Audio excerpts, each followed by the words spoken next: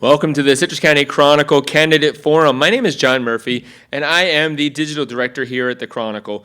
You know, for more than 130 years, the Citrus County Chronicle has been dedicated to covering those stories that matter to our community most.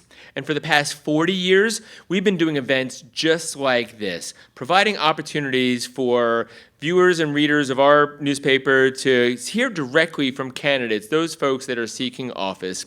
So tonight, we have at the dais those candidates that are seeking for the State Senate District 11 race. We have the challenger, Marilyn Holleran, is with us this evening. Thank you, Marilyn, for being here. And unfortunately, the incumbent Blaise Ingoglia was unable to be here this evening. So here's how this is going to work. We have members of our editorial board that will be asking questions of the candidates. Each candidate will be afforded the opportunity for 2 minutes worth of time to answer those questions. And then after that question and answer period is done, candidates will have an opportunity for a 2-minute close.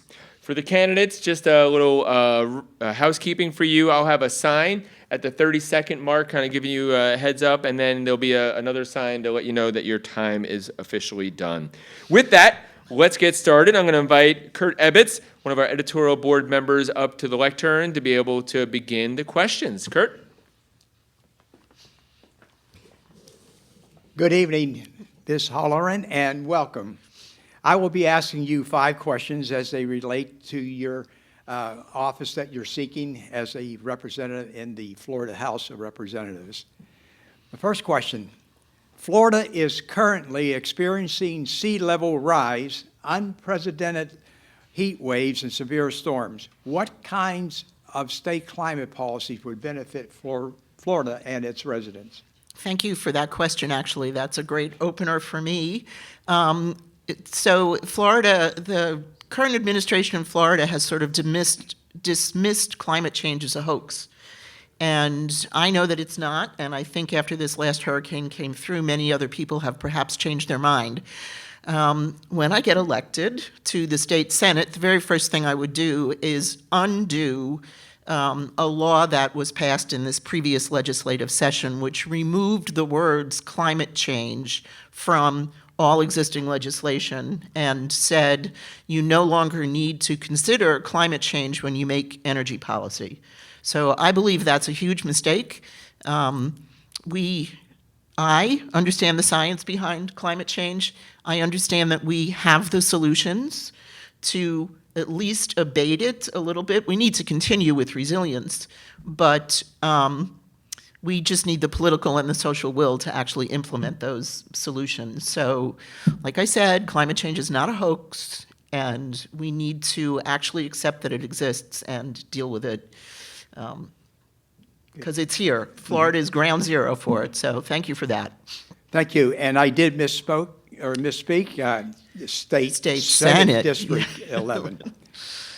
Second question, what specific steps would you support to decrease the burden of the increased cost of homeowners insurance for Floridians?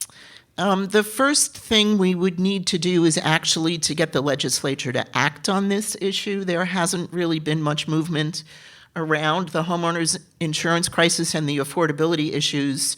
When you talk to the legislature, they say, oh, we're studying the issue. So I think that there are some specific things we could do around homeowners insurance.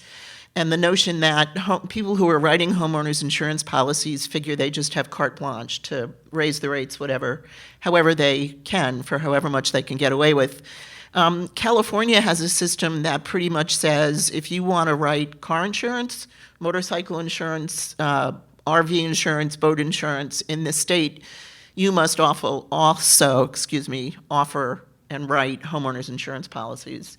So that would bring more insurance companies into the state, and there'd actually be some competition around it. I know that I put a new roof on my house 2 years ago, and my homeowners insurance doubled, which was kind of mystical to me. And then last year it went up by another $500. And I'm not insured by Citizens. I'm insured by some other, ABC company insurance policy. So, thank you. Thank you. The Florida legislature has repeatedly declined to expand Medicaid to cover more lower-income people. would you support Medicaid expansion? Yes, definitely, for sure. Yeah, end of discussion. Thank you. What does constituent services mean to you, and what measures might best indicate that you are serving your constituents' needs? So I am a retired federal bureaucrat, and if having done that, I understand the workings of a giant bureaucracy, which the state of Florida and the legislative environment is. And it's difficult for the man on the street or just a regular old citizen of Florida to navigate that world of bureaucracy. So in the first place, constituent services to me would mean help my constituents get what they need by working through the bureaucracy of the state, which I would understand more than they do. And then I'm a big fan of that SMART definition for setting goals, so that it's and now you're going to make me rattle off what all of those letters mean. It's specific, measurable, bum. But anyway, there would be measurable things that, and of course, I'm not necessarily the one answering the phone in my offices, but specific measurable things that we got this many phone calls, there were this many issues, we fixed a certain percentage of them, and there would be a goal set for the staff to meet doing that. Thank you. And the last question, recent legislatures have increased mandates on local government.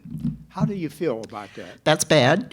There have been several instances just in this last legislative session where the state legislature has overturned things that local county commission governments have instituted. The one that comes to mind for me most off, because it's related to climate also, is a county in the south of the state put together a recommendation or enacted a rule that said if outdoor workers must have breaks for shade and water based on the rising heat in the state, and the state legislature overturned that because they said that would be bad for business. And they've been chipping away at local government's ability to make their own rules.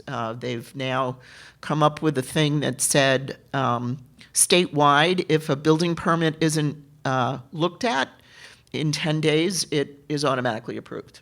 So then you start to wonder, like, why do we have local government if the state is going to continue to essentially interfere in what local governments are doing based on the state's notion of what they want to do, which is not always what local governments want.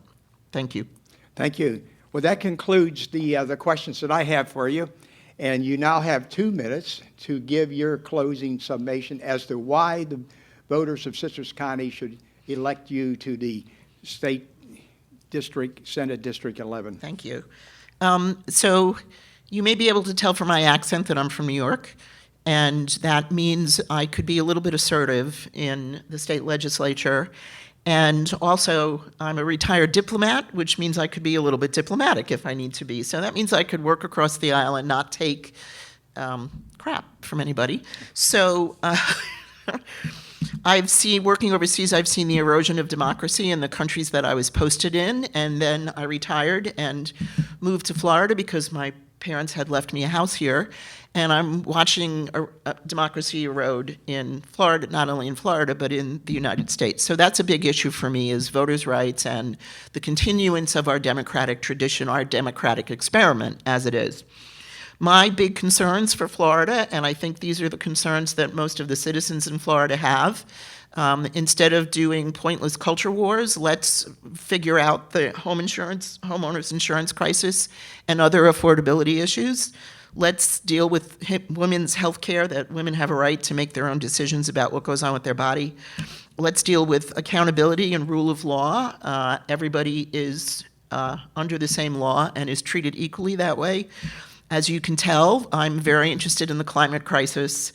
I'm very interested in saving our beautiful environment and looking at overdevelopment. I live in Pasco County, where our motto is, let's pave paradise and put up a parking lot, except now it's a car wash. I think we need sane gun laws.